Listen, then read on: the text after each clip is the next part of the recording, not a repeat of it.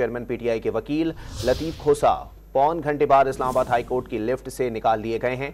अदालत की लिफ्ट खराब होने से लतीफ खोसा फंस गए थे। मजीद जानते हैं डॉन न्यूज के नुमाइंदे उमर मेहताब बढ़नी से। जी उमर, अपडेट कीजिएगा।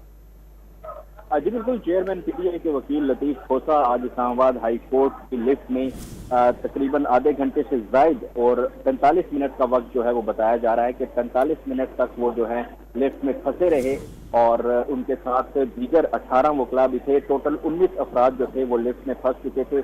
लतीफ खोसा जब चेयरमैन पीटीआई की सजा मुअत्तली की दरख्वास्त पर समाअत पीर तक मुलतवी हुई तो उसके बाद जो है वो थर्ड फ्लोर पर कायम अदालत से कमरा अदालत से निकले और वो फिर लिफ्ट में सवार हुए तो लिफ्ट जो है वो ग्राउंड फ्लोर पे आने के बजाय सेकंड फ्लोर पर ही रुकी रही और वहां पर फंस गई।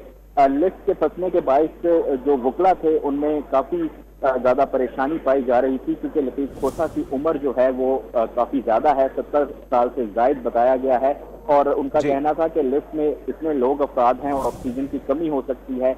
तहम वकला और एमसीआई की जो टीम थी उनकी जानिब से मुश्तरका कोशिश की गई और जिसके बाद लतीफ खोसा को और तमाम वकला को लिफ्ट से सेकंड फ्लोर पर ही बाहर निकाल लिया गया। जी बहुत शुक्रिया उमर मेहताब बढ़नी अपडेट करने के लिए।